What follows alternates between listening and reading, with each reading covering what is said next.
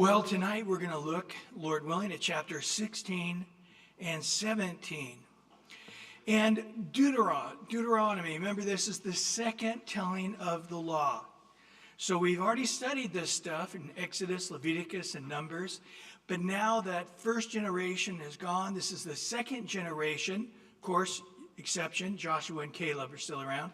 Moses is still around till the end of this book. And he is basically giving his final speech, and then the Lord's going to take one more final battle, actually, and then the Lord's going to take him on home. And so tonight he is revisiting the feast, and then something new, talking about appointing judges and officers, so the civil laws. So we're going to look tonight. It's going to have the Passover, the unleavened bread. Now, just to say, throughout the whole scripture, especially in the New Testament, it will just say one, but it's referring to the other as well. So it'll say they went up to the Feast of Unleavened Bread, but they also went to Passover because they're connected. And so you can say these are the three main feasts, but really there's four if you count unleavened bread and Passover separately. Then there's the Feast of Weeks, which is also the Feast of Pentecost, the Feast of Ingathering, number of names. And then we're going to look at the Feast of Tabernacles. Interesting that the ones that are not mentioned here is the Feast of Trumpets, the Feast of First Fruits, or the Day of Atonement, which are major holidays that are not mentioned here a second time. So maybe there was questions on the first ones. For sure, the first ones, the three that are mentioned, if you put unleavened bread and Passover together, you got three. It's because those men that were 20 years old and above had to go to the place appointed, i.e. eventually Jerusalem, to be a part of that. So in chapter 16, verse 1, we start off, observe the month of Abib. Now, we're going to know that more so as the month of Nisan. Okay? So later on, you're going to say, hey, I thought Passover was on Abib. Why is it talking about Nisan? Well, again, you have different calendars that come about, but Nisan is the one we know it best, and that's our March or April. This year, it happens to be April 1st is the Passover. So just a few days away. So observe in the month of Abib, keep the Passover to the Lord your God, for in the month of Abib, the Lord your God brought you out of Egypt by night. Therefore you shall sacrifice the Passover to the Lord your God from the flocks and the herd in the place where the Lord chooses to put his name. It's interesting that later on we see the Passover, for example, in 2 Chronicles 35 with Josiah, and it mentions goats and bulls as well as other places we find that also. But again, for us in the New Testament, Passover is the most important, isn't it? Because Jesus at that Passover meal, he made it clear that this was the meal that we were to continue to take, at least a portion of that in communion. And of course, in 1 Corinthians 5:7, there where the guy had married his stepmom, he says, purge out the old leaven, that you may be a new lump, since you truly are unleavened. For indeed, Christ our Passover was sacrificed for us. Now, what does it mean, unleavened? Because on the 14th of the month of Abib, or Nisan, is Passover, but immediately on the 15th starts the 7 days of unleavened bread.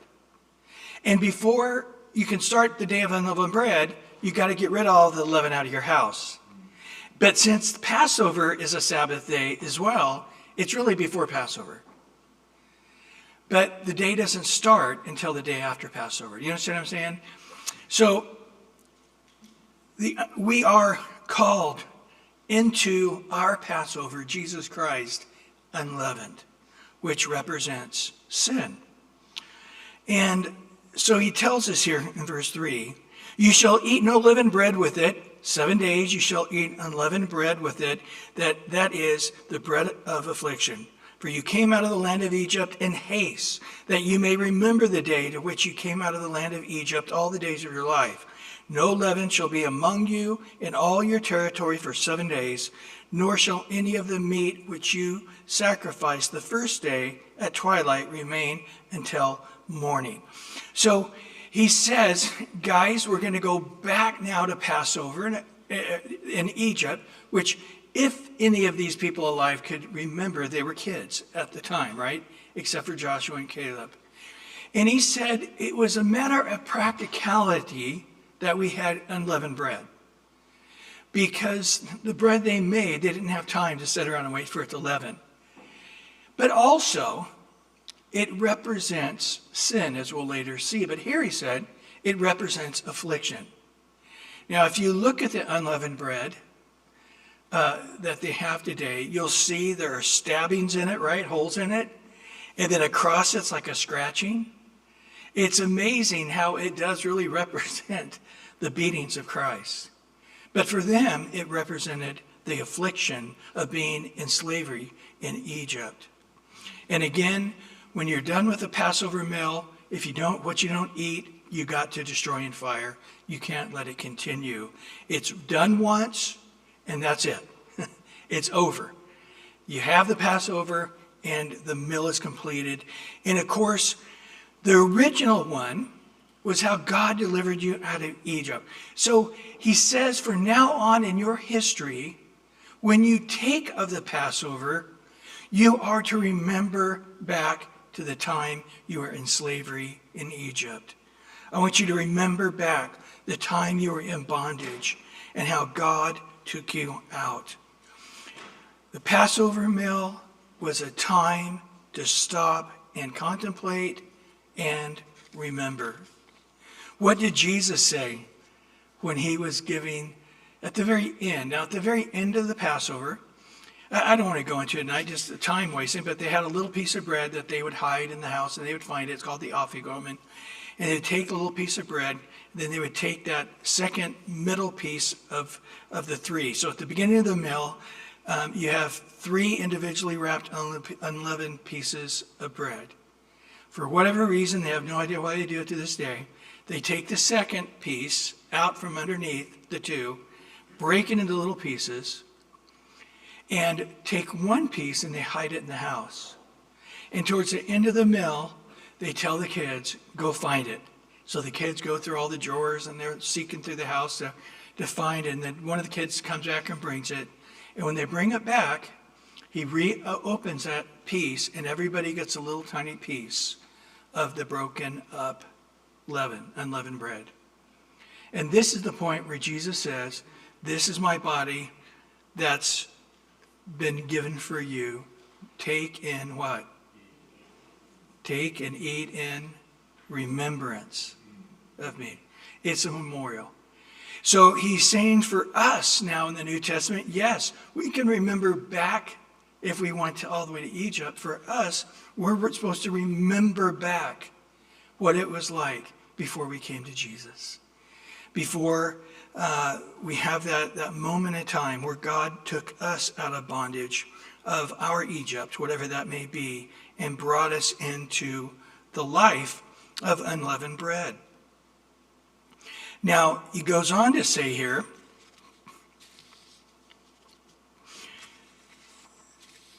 in verse 5 through 8, you may not sacrifice the Passover within any of your gates which the Lord your God gives you. But at the place where the Lord your God chooses to his name to abide, there you shall sacrifice the Passover at twilight, at the going down of the sun, at the time you came out of Egypt. And you shall roast and eat it in the place where the Lord your God chooses. In the morning you shall turn and go to your tents. 6 days you shall eat unleavened bread. So it all depends on how you count it. And on the 7th day there shall be a sacred assembly to the Lord your God. You shall do no work in it. So when you study this out, a lot of people see 8 days of unleavened bread. Because like I said, before the Passover starts, okay, you have the Passover, and then following the Passover, you have 7 days of unleavened bread. But really, you have unleavened bread in your house on the day of Passover, right? So in one sense, you have 8 days of unleavened bread. So you'll see that going, hey, I thought there were 7. And then because it starts in the evening to morning, it could really be 6 days. okay? And again, it just sort of depends on how you count it, which is interesting, because when you look at Jesus died and 3 days later he rose again, there's all kinds of people that go, how is that possible? If he died on this day and he rose on this day, it didn't look like there's 3 days. Well, it can be seen that way. It depends on how you calculate it. And so here he's saying this is one of those times where the men, 20 and above, are ordered to go to Jerusalem and there to take of the Passover in the place that you have been called to.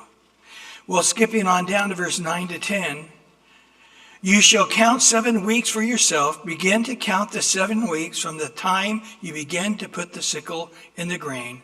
Then you shall keep the feast of the weeks of the Lord your God with the tribute of the freewill offering from your hand, which you shall give as the Lord your God blesses you. So you'll also discover this time of year is also the barley harvest. And so you're going up to Jerusalem for this holiday time, but you'll also find you had just got through harvesting your barley. And so it's really a time also to bring the first of your first fruits to the Lord as well, to Jerusalem as your tithe, if you would. So you're putting that sickle into the grain. And he says 7 weeks. As we know, Pentecost, 50 days after the Passover. So that's where we get to verse 11 here. You shall rejoice before the Lord your God, you and your son and your daughter, your male servant, your female servant, the Levite who is within your gates, the stranger and the fatherless and the widow who are among you, at the place where the Lord your God chooses to make his name abide. And you shall remember that you were a slave in Egypt, and you shall be careful to observe these statutes. So as you're doing this, and you're going all the way about things, I think I missed a verse 10. Then you shall keep the feast of the Lord your God with tribute of the freewill offering from your hand, which you shall give the Lord your God blesses. Sorry about that. Going back, I just finished verse 12. Now I'm going back to verse 10. This is the way they teach you in Bible college, to teach verse by verse. But anyway, so he says you're coming up. Now he clarifies. So some people say, well, isn't that the way God is? He only cares about the men. No, you can see right there. It's everybody can partake of it. The sons, the daughters, even servants, the widow, everybody can celebrate together. But he's basically saying the men 20 years old and above have to go. But if that's a burden, if he said the whole family had to go, it would just be impractical, isn't it? If you've lived on a farm or in the country where you have animals and stuff, you can't leave it one day. The cows have to be milked every day. You skip a day not milking the cows, you're going to have some unhealthy animals very quickly. And then, of course, if you have little babies at home, you got to be taken care of. So the idea is God didn't want to be a burden, but if you want to bring the whole family, bring the whole family. And whatever family is with you, you can celebrate and rejoice. So when we see Jesus at 12 years old, there in Luke 1 going up, he went up as a caravan, not only with his parents, but all his relatives from Nazareth. There was a whole caravan of them going up to Jerusalem to partake. Josephus points out that there was about 260,000 lambs the year Christ was crucified in Jerusalem. And there had to be a minimum of 10 people per lamb. So if you do the math, you're looking at very close to 3 million people inside Jerusalem. And Jerusalem is not very big, okay? South Coast Plaza, Jerusalem's not that big, okay? So imagine 3 million people living, or at least in the corridors. I'd say many of them probably live in a little ways away outside of Jerusalem, but they come into Jerusalem and try to find a place to have their meal together.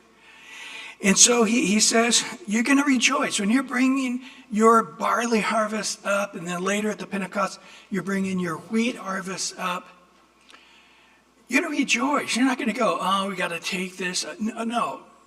You're taking up a tithe, a 10% of your feast of your first fruits. But remember, you were a slave and had nothing. You were a slave and they were making you throw your baby boys in the Nile. They were killing you to death, working you hard.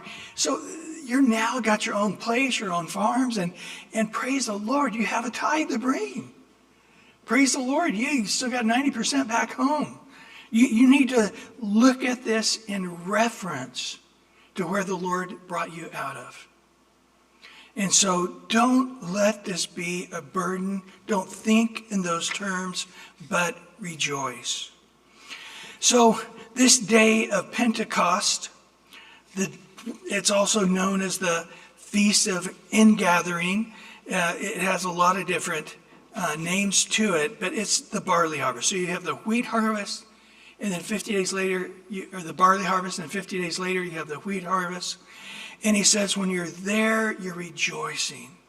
And everybody is having the Spirit. This is what God did it. He didn't do it to burden you. You see, you say, oh man, God's a tough, mafia boss. He's making me give 10%. That's hardcore, man. That guy's difficult. And it's like, no, it's to bring about joy, not grief. He's not trying to get you to honor the Lord of the first year, increase to burden you, but to free you up, to bless you. A person with a greedy taking spirit is a person that goes to a very dark place. A person with a joyful giving spirit is a person that grows in character. And of course, there are some historic belief that 50 days after the Passover in Egypt is when God gave Moses the Ten Commandments. Most commentators don't believe that. But there are some people that very strongly do believe that. And to be honest with you, this 50 days number, this day of Pentecost, it references to something, but yet we don't have what it references to, unless it is the giving of the law. So to me, it has some pretty good clout that it could be the day that Moses got the law. But it's interesting because it's in that ballpark when Moses comes down with the Ten Commandments. And of course, what happened at that time when Moses came down with the tabernacle? The people were committing horrible idolatry and a sexual orgy. And remember what ended up happening? 3,000 souls died, right? But on the day of Pentecost, there in Acts chapter 2, when the day of Pentecost had fully come. So we may not know what the exact date or what the point of Pentecost was back in Exodus, but we do know what it prophesied to, the beginning of the church. So the law was given, 3,000 died, but it just so happens when Peter preached in Acts chapter 2, what happened? 3,000 people were saved. When he said, basically, what shall we do with this? And they were pierced to the heart and said, what must we do to be saved? And so it's interesting that the 3,000 souls in Exodus died because they would not submit to God. Remember? He's like, I'm going to ground this gold calf to powder and sprinkle onto the water, and you're going to drink it. And almost everybody said, no, we're not. And Moses said, if you're for the Lord, get on my side. And only the tribe of Levi got with him. And it was them fighting against the other 11 tribes. And 3,000 souls died in rebellion, in pride. I don't care what I did. I don't care if I worshiped a golden calf. I don't care if I had a part of that orgy. I'm not drinking nothing. And they died. But now we see the Jews in the New Testament. They were the opposite of prideful. They were broken and said, what must I do to be? They were pierced to the heart over their sin. Pierced to the heart at the gospel of Jesus having to die for their sins, and said, what must I do to be saved? So quite a different, beautiful picture, I think. The next thing we see in verse 13 here is the Feast of Tabernacles. So now we went from the springtime feast. Okay, so you have Passover in the month of Nisan. The 14th is Passover. The 15th starts the 7 days of unleavened bread. Then you got 50 days later. Now we're at the end of May. And at the end of May now, you have the wheat harvest. You had the barley harvest at the beginning of April there. And now you got the wheat harvest at the end of May. And then the next holidays will start in the fall, in September and October. And this is where we come now to the month of Tishri. And on the 15th day of Tishri, which is our September or October, we now have the Feast of Tabernacles. Again, a feast to help them remember. So what were they to do on the Feast of Tabernacles? They were to build these little lean-tos, and they were to sleep in them for a week. Do you think the kids hated that? I think the kids loved it. Getting to camp with Dad. Mom and Dad and all of us were out in this little fort, having to sleep outside in this little fort, this little lean-to we put together. I think it was probably one of the best memories of kids growing up, was that special week. It's interesting, in Israel today, if you live in a condo, the 20th story of a condo in Tel Aviv, you know what all those condos have on their balconies? They all have those little lean-tos. They sure enough do. Do people sleep in them? I doubt it. It's more of like a Christmas tree ornament, I think, than something literally they do. But I'm sure the kids do. So in verse 13, you shall observe the Feast of Tabernacles 7 days, and when you have gathered for your threshing floor and from your winepress, and you shall rejoice in your feast, you and your son and your daughter, you shall your male servant and your female servant and your Levite, the stranger and the fatherless and the widow who are within your gates. 7 days you shall keep a sacred feast to the Lord your God in the place where the Lord chooses, because the Lord your God will bless you in all your produce and all the work of your hands, so that you surely rejoice. So it's interesting that Israel is in the same place on the equator as Southern California. So what we have in our weather, but also our produce. So what do they have in September, October? All the grapes, all the different fruits, all the different nuts, all the different things that you would harvest. The main harvest of the year is at this time of the year. Olives, and they also had wheat. Another crop of wheat was also there as well. You say, well, the Feast of Tabernacles, we talked about this. Jesus tabernacled in the Gospel of John, right? It says, and Jesus came and dwelt among us. In the Greek, in the Gospel of John chapter 1, it's the word tabernacle. He tabernacled. So it's a fulfillment of it. But let me tell you about this Feast of Tabernacles. It's really precious to the Lord. Do you know in Leviticus 23:39, do you know what the Feast of Tabernacle is called? The Feast of God. It's actually our Feast of the Lord, the Tetragrammaton, capital L-O-R-D, Yahweh. Jesus says, this is my feast. And then in Ezekiel 45:25, that was Leviticus 23:39. In Ezekiel 45:25, he just says the feast. He just calls it the feast. Now this is interesting, because when we get to the millennial reign, in Zechariah chapter 14, verse 16 through 19, describing that millennial reign, it talks about how a lot of nations are not obeying Jesus. Isn't that amazing? That it's not individual people are rebelling against Jesus himself while he's ruling and reigning from Jerusalem, but entire nations are disrespecting Jesus. But when it comes to tabernacle, Zechariah says, I don't care. I'll take down every nation that doesn't participate in the Feast of Tabernacles.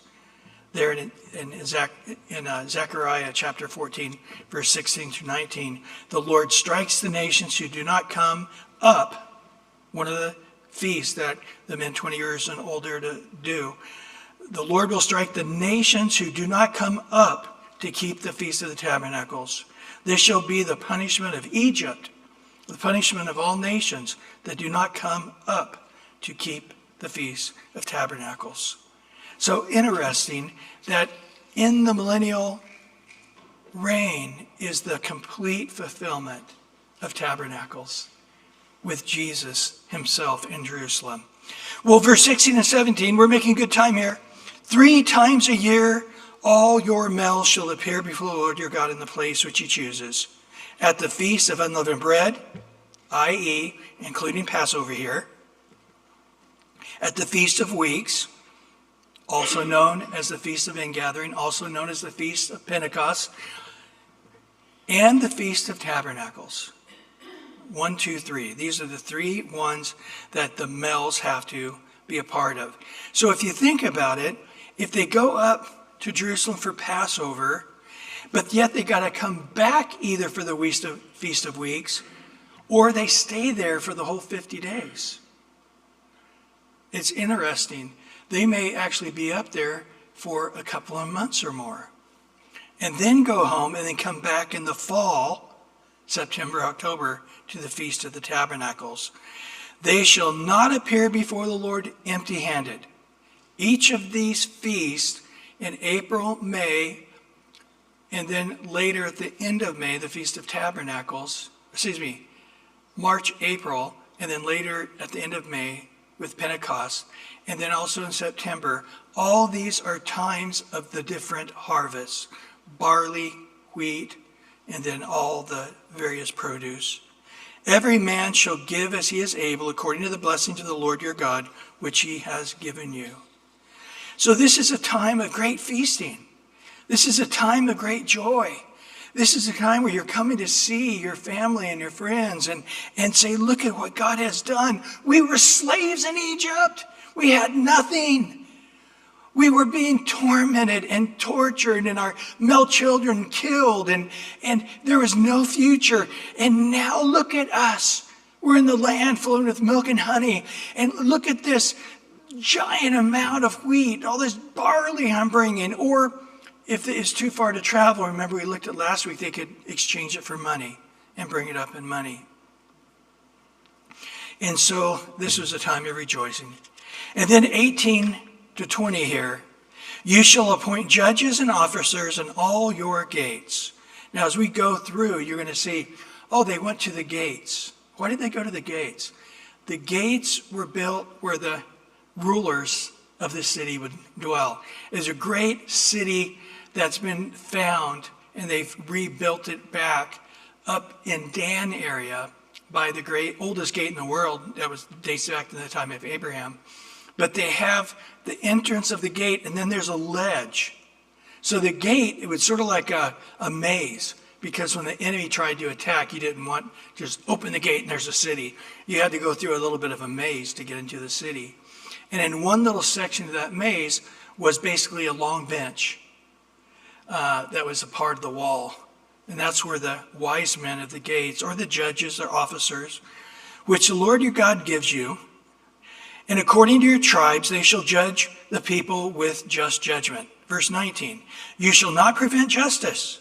You shall not pervert justice, You shall not show partiality nor take bribes, for the bribe blinds the eyes of the wise and twists the words of the righteous.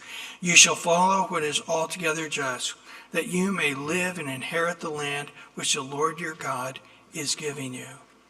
And so show no partiality. Man, the Bible talks about this in Exodus, Leviticus, Chronicles, Psalms, Proverbs, Malachi. There's so many verses on how you will just unravel a society if the people making the judgments are taking bribes and are showing partiality.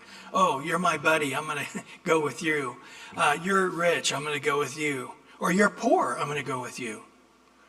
That you cannot let partiality change the very facts you're looking at. And in verse 21 to 22, you shall not plant for yourself any tree as a wooden image near the altar which you build for yourself to the Lord your God. You shall not set up a sacred pillar which the Lord your God hates. Now, chapter 17 sort of continues. So remember, they didn't have chapters in it back in the day. These were added many, many years later. He goes on to chapter 17 now. You shall not sacrifice to the Lord your God a bull or a sheep which has any blemish or defect, for that is an abomination to the Lord your God. If there is found among you within any of the gates which the Lord your God gives you, a man or a woman who has been wicked in the sight of the Lord your God in transgressing his covenant. So he basically says now there's been found somebody who has been sacrificing or trying to sacrifice something without blemish. And if that comes to the gates, the knowledge of those in charge, this is serious business. This is an abomination to God. You say, oh, what's the big deal? 1 year I gave a sacrifice and, I didn't want to give my really good sheep that I had. I wanted to give one with one eye or whatever. What's the big deal? He goes, this is where man is not always going to sense the gravity of his sinfulness. And so God has given it to him. Interesting, the word transgressing here, the literal word means to pass over or to push to the other side.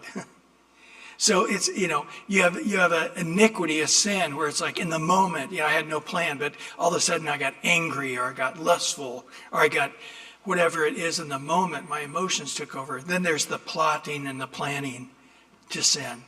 And this is what this one is here. You saw the black line and you crossed over it. You passed over it. And in verse 3, who has gone and served the other gods, worship them, either the sun or the moon or any of the hosts of heaven, which I have not commanded. It is told you and you hear of it, then you shall inquire diligently. And if it is indeed true, certain that such an abomination has been committed in Israel, then you shall bring it to your gates, that the man or the woman who has committed this wicked thing shall be stoned to death, that man or the woman, with stones. So interesting, in the mind of God, there's two different situations that are both an abomination, and both of them deserve the death sentence. One, if somebody is just trying to pass off some defective animal to be sacrificed. And the other is if somebody is worshiping an idol or a false god.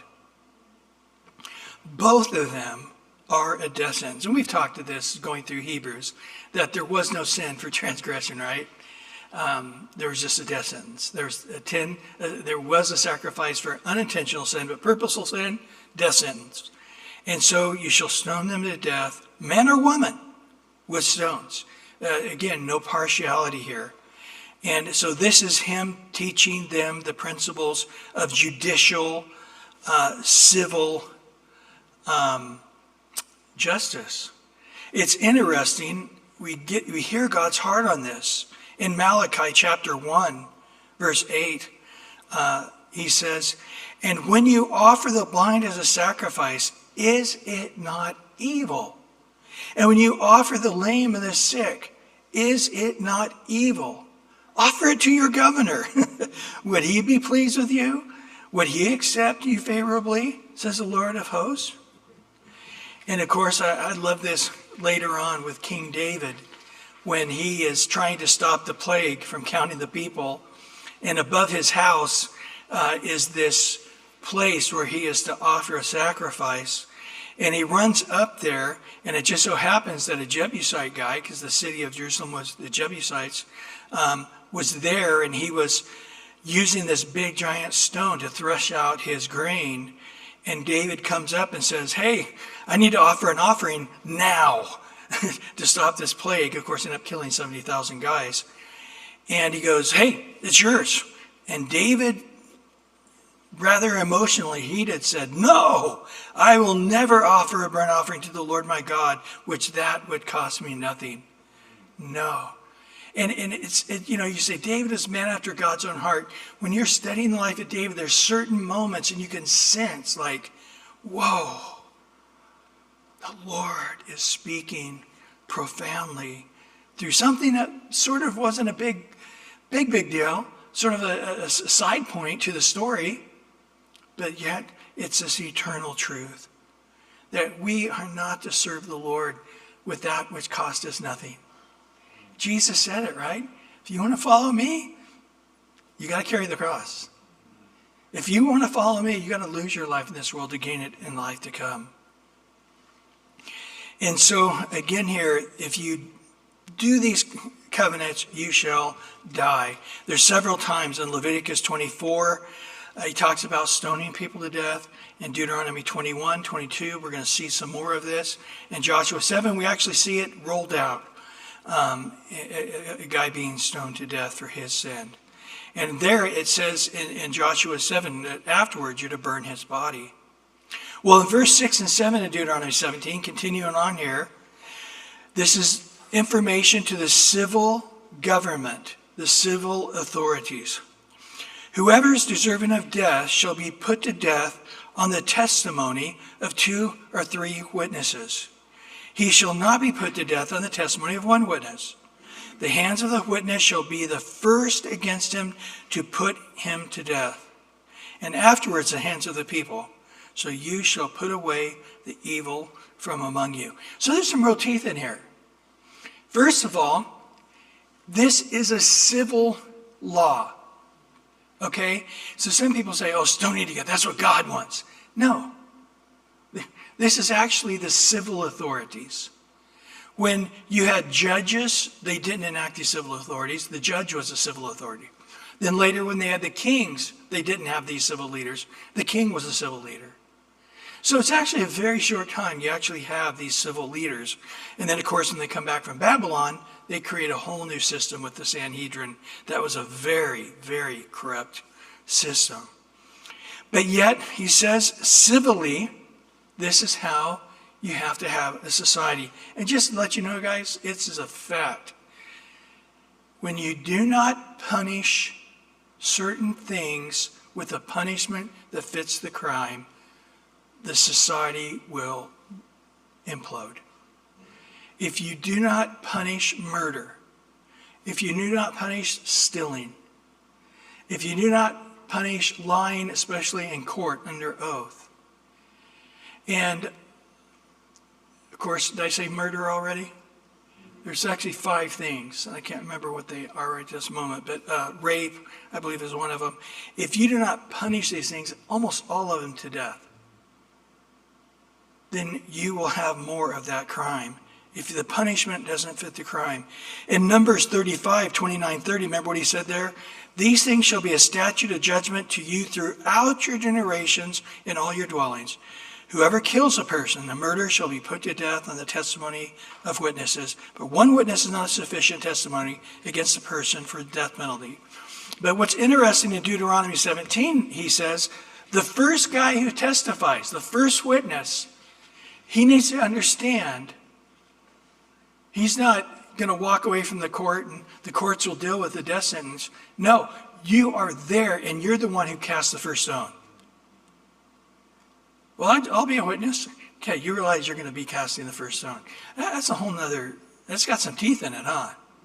Did you really see what you said? There's going to be real reality. You say, well, how does this play off in the New Testament? Well, they brought this woman caught in the act of adultery to Jesus. And they said, hey, the law is very clear on this. And indeed it is. The person who commits adultery has to be stoned to death.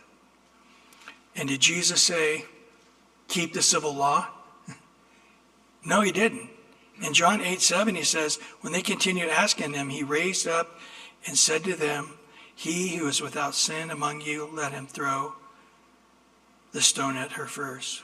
And they all went away from the oldest to the youngest as he sat there drawing in the dirt.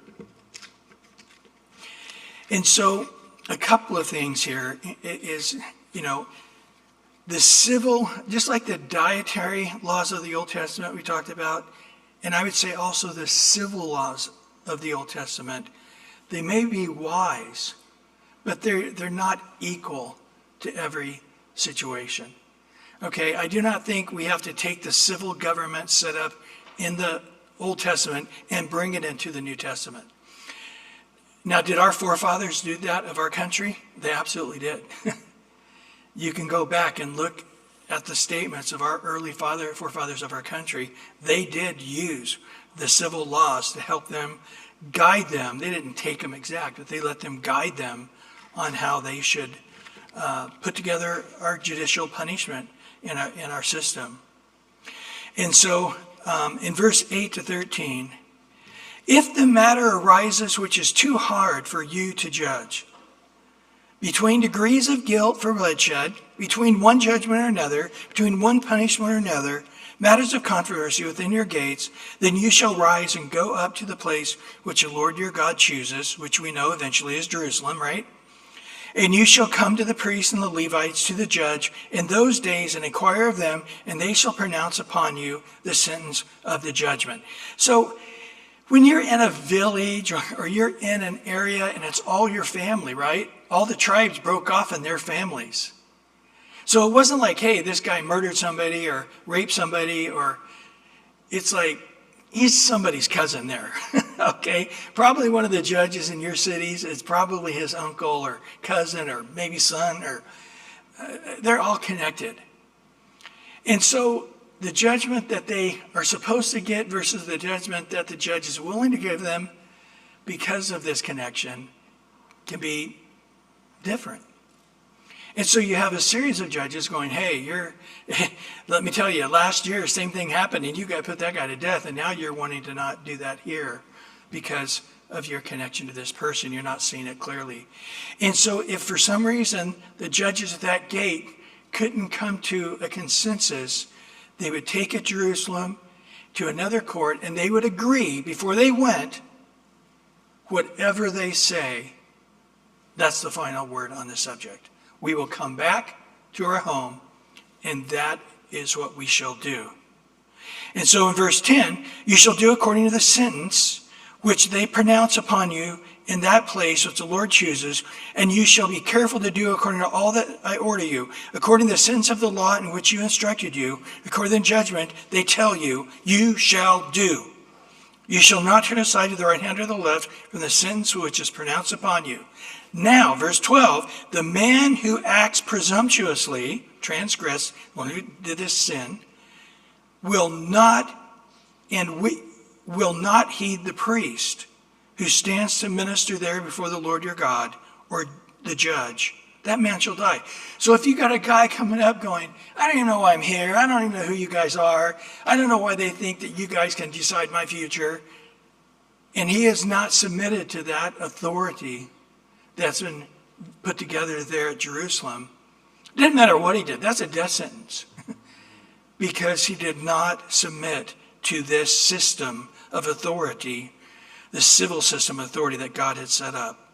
So you shall put away the evil from Israel. And this is what you find in all the passages on the death sentence. So Israel doesn't get polluted with the evil. Why are you putting the guy to death who worships another god or has an idol in his home? Because it will corrupt the entire nation. If you don't punish that sin will spread, and it'll become not a sin, it'll become common practice and pollute the whole nation. And in verse 13, and all the people shall hear and fear and no longer act presumptuously. So this is the case.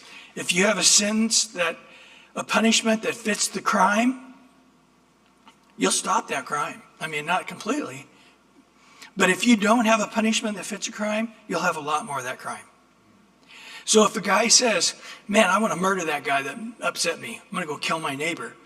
Okay, number one, the court system is so messed up, I'll be out, and it'll be 7 years before I even get to court.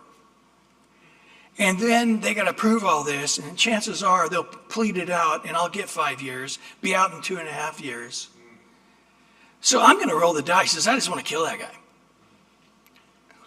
So worst case scenario, I'll spend a couple of years in prison.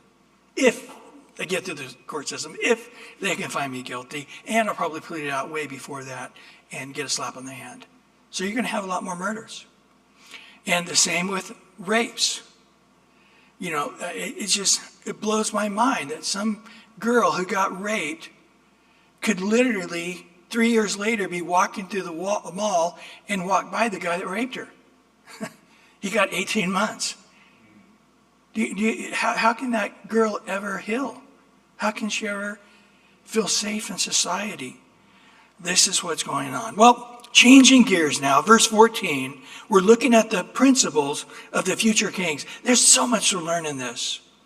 When you come into the land which the Lord your God has given you and possess it and dwell in it and say, I will set a king over me like all the nations that are around me.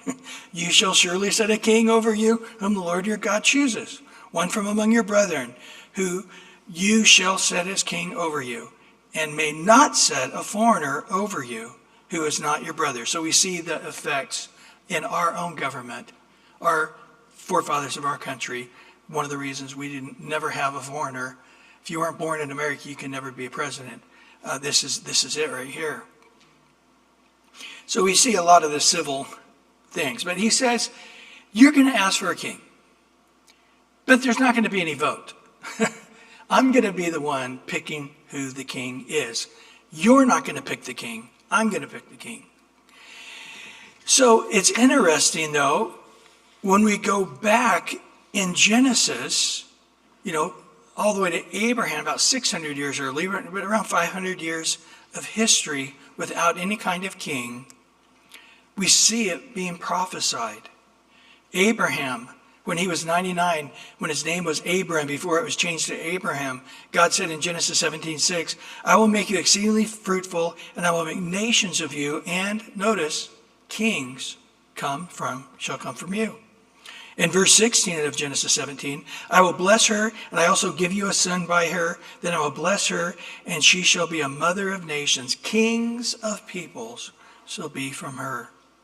God prophesied to Jacob in chapter 35, verse 11. And God said to him, I am God Almighty. Be fruitful and multiply. A nation and a company of nations will proceed from you, and kings shall come from your body. Then when Jacob is laying hands on all his kids and praying for them, in that scene at the end of Genesis, on the tribe of Judah, he lays hands on it and he says, scepter shall not depart from Judah, being a king, nor a lawgiver from between his feet, until Shiloh comes. Shiloh is a term for Messiah, and to him shall be the obedience of the people. So I'm not going to go into that tonight. It's a great verse, but it is insinuated that there would be kings coming. But he says, I'm going to set it up. Now, why this is so interesting and so important is because we see the nature of God in action in this. Because this is one of those topics, like we saw slavery, like we saw in divorce, like we saw in polygamy. God regulates these things out of concession. So people point and say, look in the law, it says you can have slaves. Look in the law, it says you can divorce. Look in the law, it says you can have more than one wife. But then later we hear God's heart on the issue, and he never wanted it. And them having a king was something God never wanted. Well, why is he telling them how to be a king then? Because this is what we're learning about the nature of God. God did not want them to have a king. It's not best for them to have a king. They're not going to do well having kings. But at the same time, very pragmatically, he knows they're humans. He knows they're sinful. He knows they're going to push their own will, and he's going to give it to them. Just because you get your own will doesn't mean you're getting God's will. A lot of people, look at how God blessed me. It's like, I don't know. You've been blessed, but I don't know if that's was God's plan. So this is interesting because we see in 1 Samuel 8, verse 6 through 9, God's real heart on the issue of being a king. When they said, we want a king like all the other nations, this thing displeased Samuel when they said, give us a king to judge us. So Samuel prayed to the Lord, and the Lord said to Samuel, heed the voice of the people and all they say to you, for they have not rejected you, but what? They've rejected me, that I should not reign over them. according to all the works which they have done since the day that I brought them out of Egypt, even to this day, with which they have forsaken me and served other gods, so they are doing to you also. Now therefore heed their voice, however, you shall solemnly forewarn them and show them the behavior of the king who will reign over them. You can go read that story out of 1 Samuel 8, a horrific, horrible thing happens, and then they come back going, okay, we repent, we don't want a king. And Samuel says, too late. You're going to have a king. But again, they didn't wait for God to choose a king. They went and saw this tall, good-looking, kingly guy, Saul, and said, that's the kind of king we pictured in our mind, like all the other nations. Boy, he'll just stand toe-to-toe with the other kings, being such a tall, good-looking guy. Remember? That was the king that they chose. But next, God would give them a king he chose, King David. Very, very different people altogether. Now, let me give you another issue similar to this. In the law, he says, if you want to have a divorce, then you can have a divorce. We're looking at the civil laws, and we're going to find it says, if you want to divorce your wife, just put it in writing, and you're divorced. And so you say, man, God wants us to be able to have divorces if we want. So they bring this issue up to Jesus. We don't know what God's real heart on this issue of divorce is until Jesus teaches. But in Matthew 19, in verse 3 through 6, the Pharisees came to him, testing him, saying to him, is it lawful for a man to divorce his wife or just any cause? And what reasons to divorce they were split on. And he answered and said to them, have you not read that he made them at the beginning male and female? And said, for this reason, man shall leave his father and mother, be joined to his wife, and the two shall become one flesh. So then they are no longer two, but one flesh. Therefore, what God's joined together, let no man separate. Now in verse 7 to 10, he said to them, why then did Moses command to give a certificate of divorce and to put her away? So if you're saying we can't divorce at all, that's God's heart, that two come together, they're one flesh, so it'd be like getting a chainsaw and cutting somebody in half. If that's the way God's looking at it, then why is it in the law that we can divorce? This is understanding the nature of God here. He said to them, Moses, because of the hardness of your hearts, here it is, permitted you to divorce your wives. But from the beginning, it was not so. So it's concession. What about slavery? Concession. What about polygamy? Concession. What about having a king? Out of concession. What about divorce? Out of concession.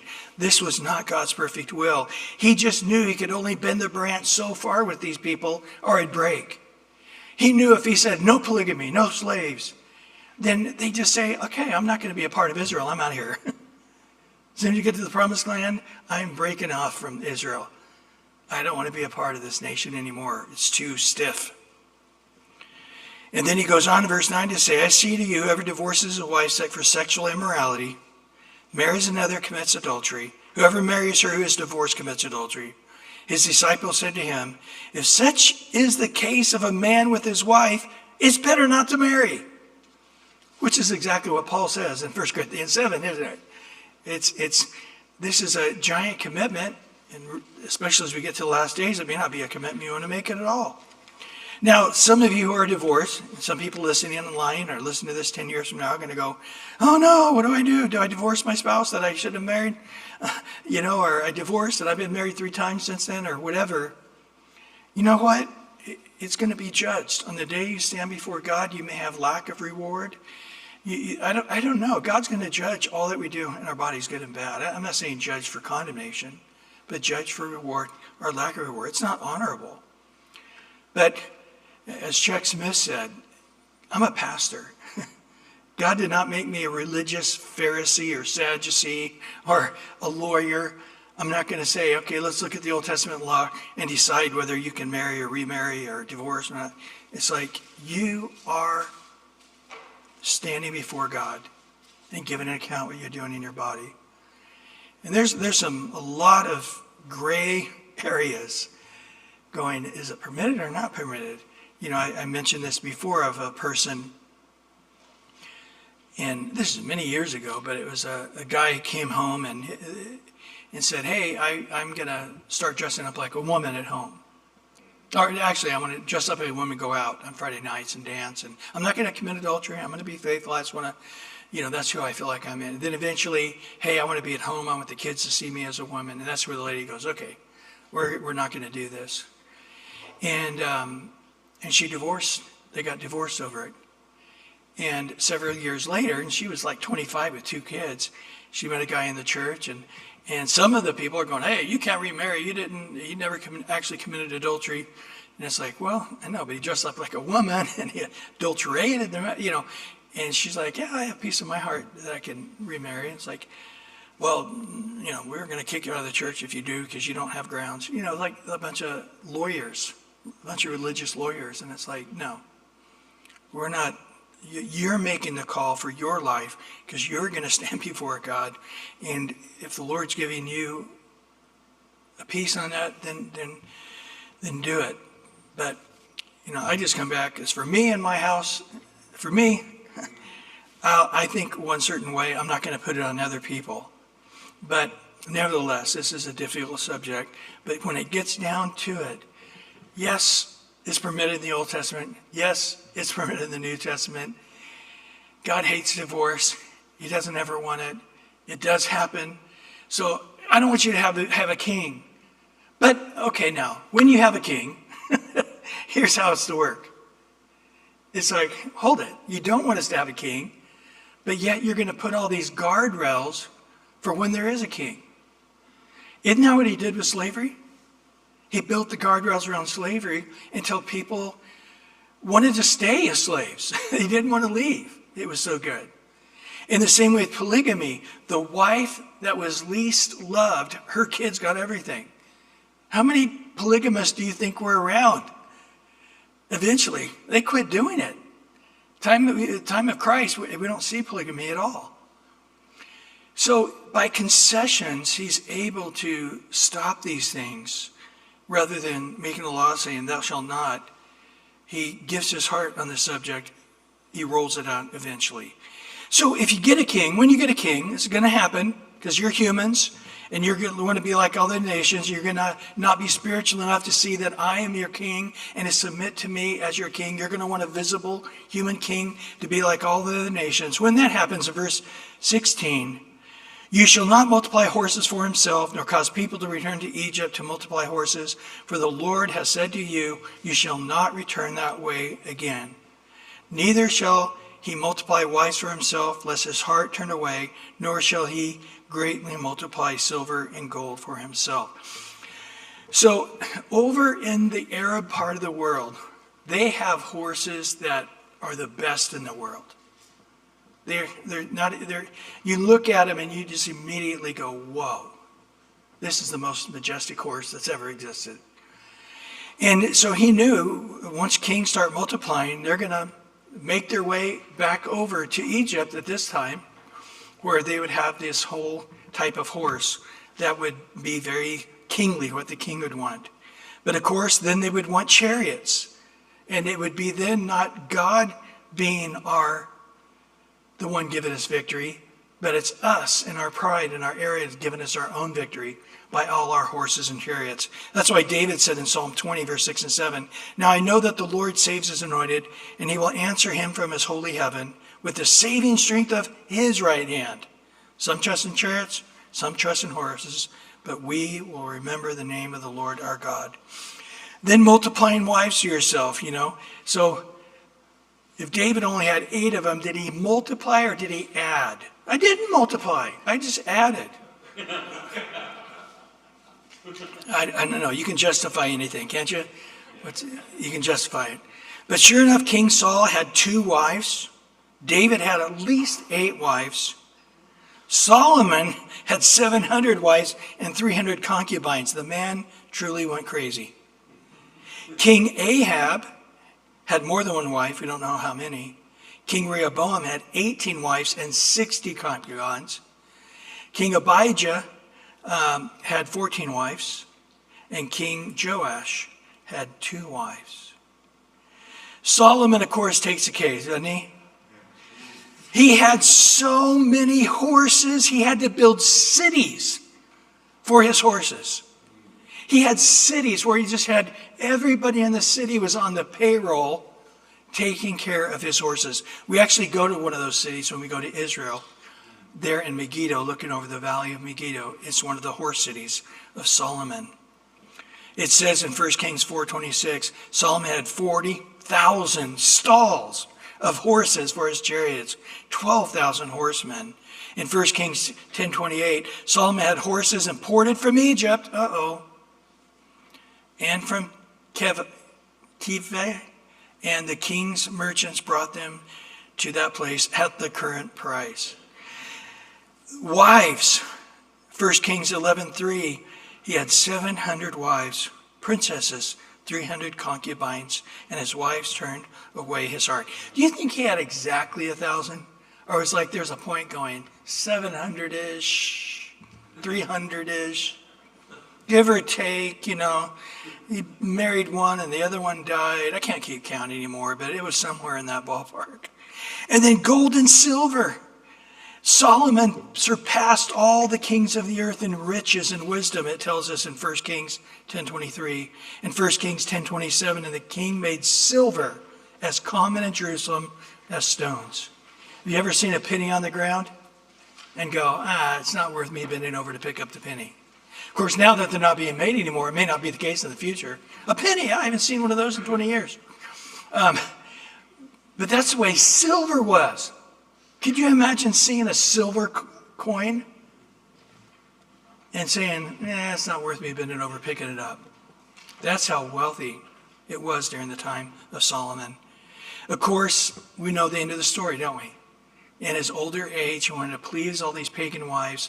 So there in downtown Jerusalem and all around Jerusalem, on the Mount of Olives, and there's some of those temples are still there today, he began to make temples to the most pagan of the pagan of gods, right next to the temple of God. Isn't that insane?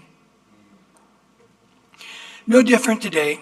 What are the 3 areas? Power, pleasure, like women, and money. Those are the 3 areas that will sink any man of leadership.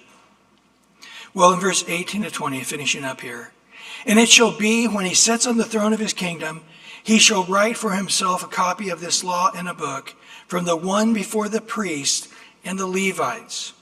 And it shall be with him, and he shall read it all the days of his life, that he may learn to fear the Lord his God, to be careful to observe all the words of the law and their statutes, that his heart may not be lifted up above his brethren, that he may not turn aside from the commandment the right hand or the left, that he may prolong his days in the kingdom, he and his children in the midst of Israel. So it sounds like it is saying that his kids would become kings after him if you do well.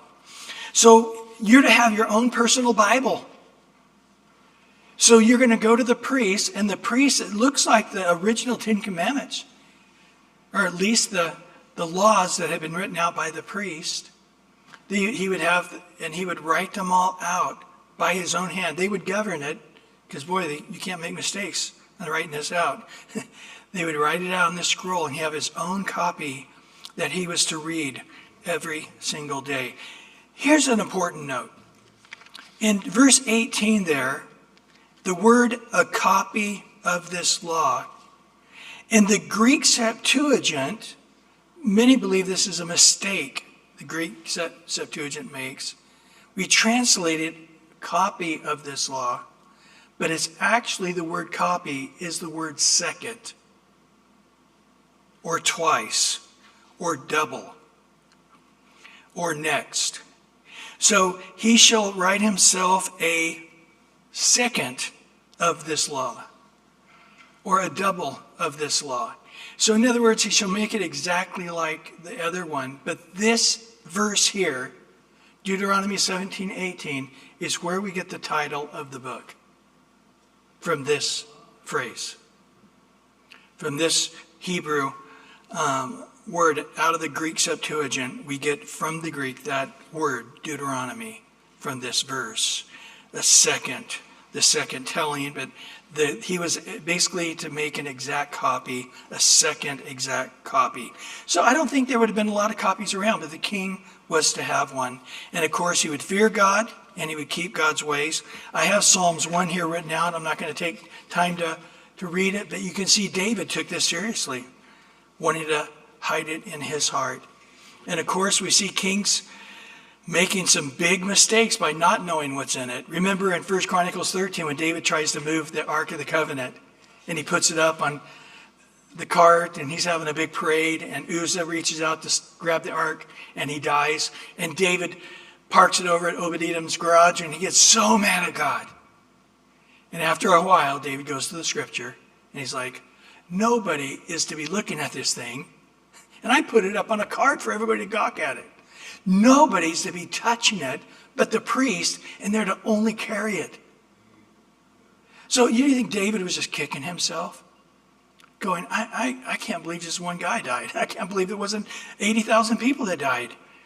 But then he went back and read the scriptures, and he learned and did it according to the scripture. And of course, Psalms 119, David talks about how he hid God's word in his heart so he would not sin against the Lord. Well, we want